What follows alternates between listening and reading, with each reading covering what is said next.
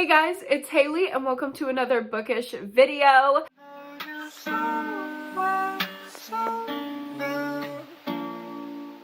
Today is day 2 of Vlogmas. Welcome to it. Happy December 2nd. And today I'm going to be showing you guys a massive unhaul. I haven't done an unhaul in about a year now, so I have quite a few books to show you guys.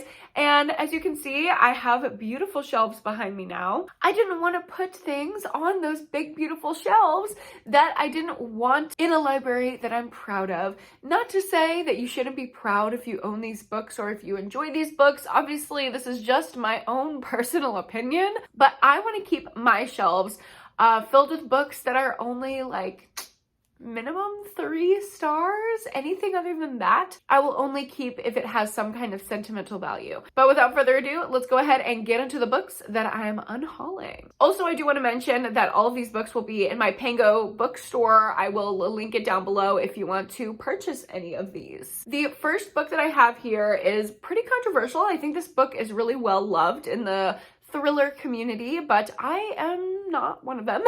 And that is He Started It by Samantha Downing. This is a road trip thriller about a group of siblings who are trying to collect the inheritance from their grandfather. And along the way, all of these family secrets are spilled.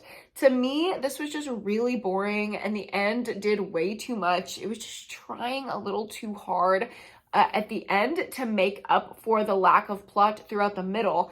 In my view, I think I rated it 2 or 2.5 stars. Didn't love it. We can take it off the shelves. Next up, I have The Secret History by Donna Tartt. Now, I have yet to read this book, but I had 2 editions of it on my shelves for some reason. I had a paperback and then a prettier hardback version. So I wanted to keep the hardback and not this paperback, but this is something that I'm definitely going to want to read at some point. It is a classic, and I know that it's like really atmosphere heavy and not plot heavy, so it might take me a while to get to this one, but this is a classic in the mystery thriller genre. I feel like I need to get to it, just not with this copy. Next up, we have another thriller. This is actually a 2022 release as well, An Honest Lie by Taryn Fisher. This one was just so misleading when you read the back, like the synopsis. It has nothing to do with the actual plot of the book. The majority of this book is following a woman who is living a lie, and we're flashing back and forth to her life in present day, which is just like suburban bliss, and then flashing back to how she grew up, which was in a cult. And her cult past is now following her when she goes on a girls' trip to Vegas, and the cult that she grew up in was in the desert outside of Las Vegas. These dangerous people are back in her life. And if you read the back, it sounds really exciting and fun, but that is only the last 20%. The 80% before that is just ramblings, and it was giving nothing. And I already knew it was going to happen based on reading the back. I think my reading experience of this book really was ruined by the marketing and the actual writing of what was on the synopsis. So that's a bummer, but either way, I didn't rate it highly and I don't want it on my shelves. Another mystery I am unhauling is The Magpie Murders by Anthony Horowitz. Now, this I did give 4 stars. I did enjoy my time reading it, despite the fact that it is such a massive chunk of a book. I really enjoyed the audio. I liked the story. It is following this author who is kind of like the Agatha Christie of his time, and he ends up turning up dead one day, and the publisher, who's supposed to obviously publish his next novel, gets the complete manuscript for his next novel. And it's not only his next detective novel, but it may uncover secrets about his actual death in real life. So the publisher is reading through the manuscript and figuring out what actually happened to him and simultaneously figuring out how his famous book detective series is going to end. I thought it was really entertaining, but the series is so long and I don't think that I'm going to be picking up books 2, 3, and I think 4. So why keep the first one on my shelves when someone else could read it and love it? If I ever do get to the rest of the series, it will probably be on audio because these are so thick and dense. So I really recommend this one if you want it. And let me know if you have completed the series down below, if it's worth it for me to pick up the audio. Let's take a break from the thrillers for a bit and get into some romance I'm unhauling. We will return to thrillers, but gosh, I just need to talk about this. Sick Fucks by Tilly Cole. Oh my god. Oh my god. This book is so bad. It sucks. This book is so bad. This is like what I imagine a 13-year-old would think is like fun and edgy and sexy. But like obviously the capability of a minor to understand like toxic dynamics is really limited. It's just written with a really, really immature voice and the characters lack a lot of nuance. There's a few, actually many problematic aspects to this romance. And of course it's a dark romance. So of course it's going to be toxic. But to me, I just don't find this particular brand of toxic to be something that I can kind of get into. Like I hated Credence. I absolutely hated that book. But I was kind of into some of the scenes, if you know what I mean. And this book, I couldn't even get into it because it was so horrible. The premise is that these two children, a boy and a girl who grow up together, they're childhood friends, they were both abused. And they get out of this abusive situation and they go on this rampage to get revenge and kill all the people who hurt them or were involved in their abuse in any way. And along the way, they are forming this relationship, but they're both deeply traumatized, and the girl basically is stunted back to the age when she was first abused, which is like 8 years old. And I just could not get into a romance where one of the people who I'm supposed to be like, ooh, hot, had the brain and mental capacity of an 8-year-old because of trauma. It was just so gross to me, and not in like a, ooh, scandalous taboo way, in like a, wow, this man needs actual help if he's hitting on a girl with the mental capacity of an 8-year-old. Like, no. Also, this was very obviously not written by a horror author. The slashing and revenge killing scenes were not that wonderful for me. I'm also unhauling My Killer Vacation by Tessa Bailey.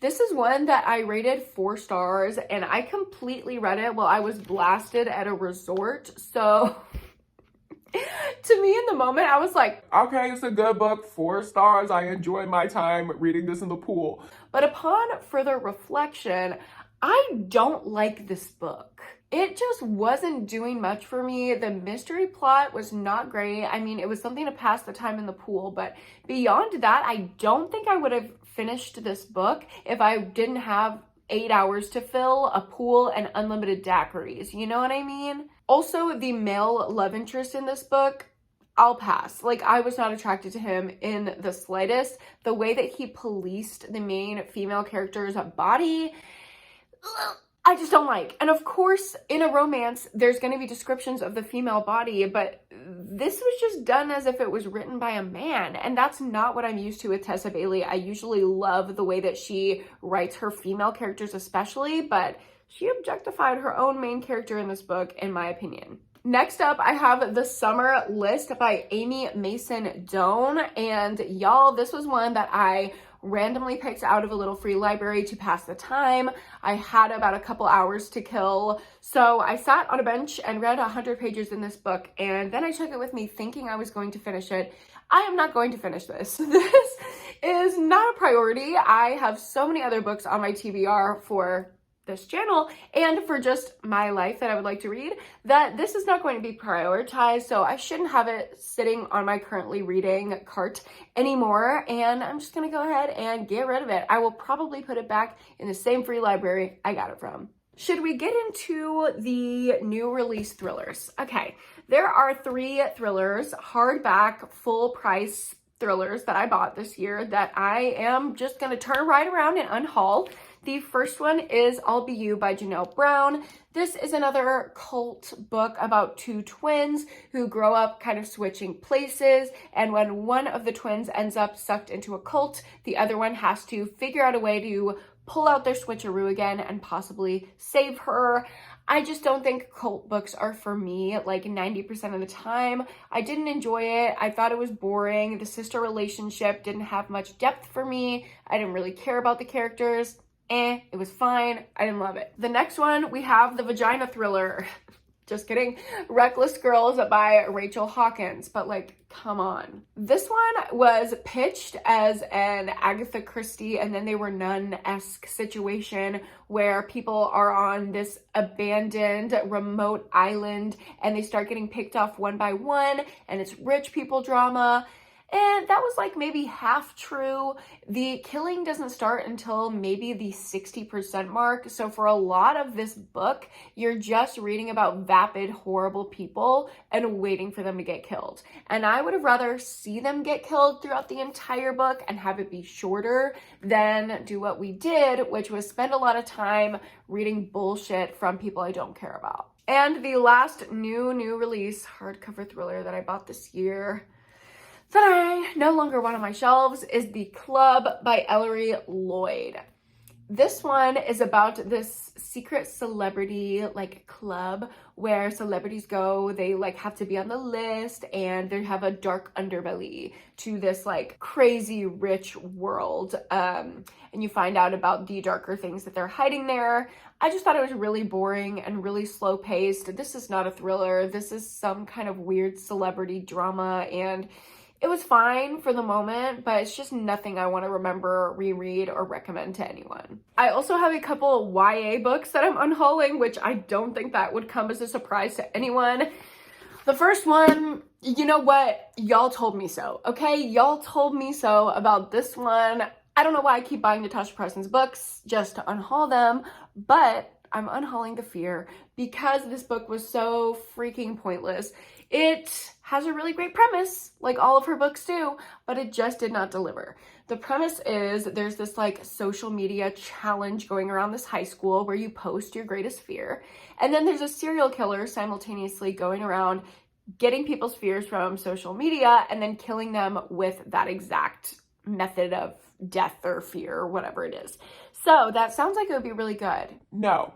All the killing was off page. So we were just following this little high school investigative girl who's really more immersed in romance than solving the mystery. Yeah, no. I'm also unhauling Dear Evan Hansen by all of these fucking people, I guess. I've had this on my shelf for a little while. I bought it because I love Dear Evan Hansen, the musical, but I don't think I want to read it. I know the story. I've like seen the musical, so I just really don't have a reason to own this. And I don't know if it's a good book, and I don't need it. Anyway, I do have a horror book that I'm going to be unhauling, and that is Exquisite Corpse by Poppy Z. Bright. I have 2 copies of this, one that I bought for myself and one that a sweet subscriber, Andre, sent me. Unfortunately, I did not enjoy this book, and that's why I feel like I definitely don't need 2 copies of it. I'm going to keep the copy that Andre sent me because I have all of the books that have been sent to me with the little notes from Amazon inside of them on my shelves. I really am grateful for the fact that like people take time and money to send me a book that they think that I would enjoy. I just think that's so sweet, and I'm just so grateful for it. So I'm not going to unhaul any books that were sent to me, but this random ass copy that I bought, no, we don't need her, because honestly, I didn't like this book. I'm sorry, it's not worth the hype, but thank you so much, Andre, for sending it to me.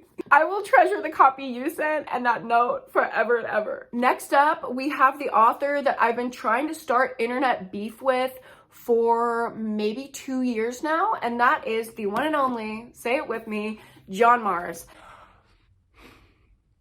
I can't have this man. No. I can't even speak. I'm so mad. I hate this man. I don't know this man, okay? I don't know. He might be a great person. John, I hope you're a great person. But I hate the way that this man writes female characters and talks about women's issues in his books. You don't need to do it. You can stay in your own lane, Mr. Stir. This book was absolutely horrid, horrible. No, you don't even get a synopsis. I don't want to recommend it to you. It is bad, bad, bad. If you're a woman, don't read this. It will make you upset.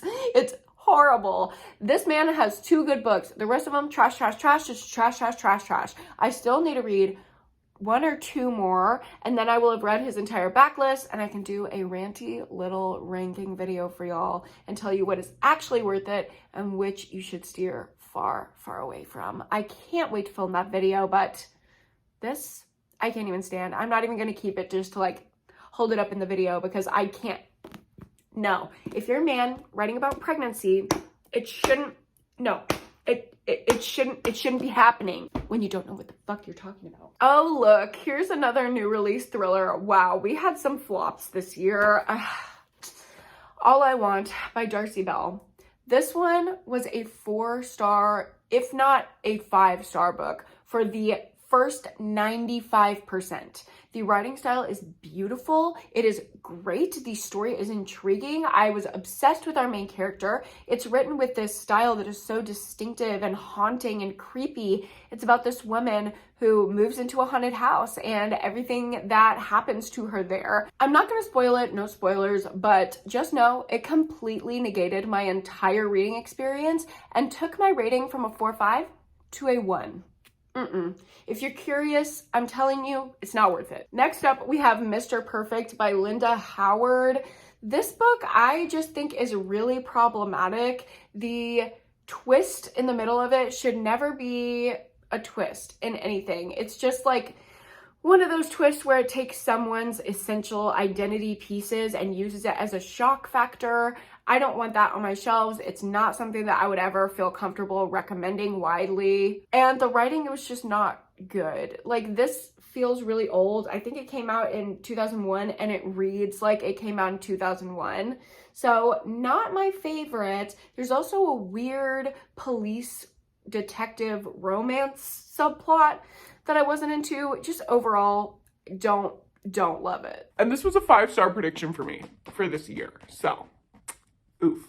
I'm also unhauling The Escape Room by Megan Golden. This one, originally I DNF'd. I did a vlog where I gave a bunch of my DNFs a second chance, and I did end up completing this one. It was just okay for me. It's about a bunch of people in a corporate office that get stuck in this elevator and they're trying to escape. They think it's like a corporate escape room vibe until the stakes get higher and higher and higher. There was just too much corporate work content in there for me and not enough thrills. Next up, I have 9 Perfect Strangers by Liane Moriarty. When I read this originally, I think I gave it 4 or 4.5 stars, but the more that I've thought about it and I watched the show, the more that I've thought about it, I don't love it. There are a few things in here that, as a mental health professional, I don't love the representation of, because this follows a bunch of people who go on a wellness retreat, and it's kind of sold as this like deep trauma therapy, which they don't know that they're getting into. There's no consent, obviously. So that aspect is problematic, but of course it's supposed to be because the like person who runs this wellness retreat is crazy.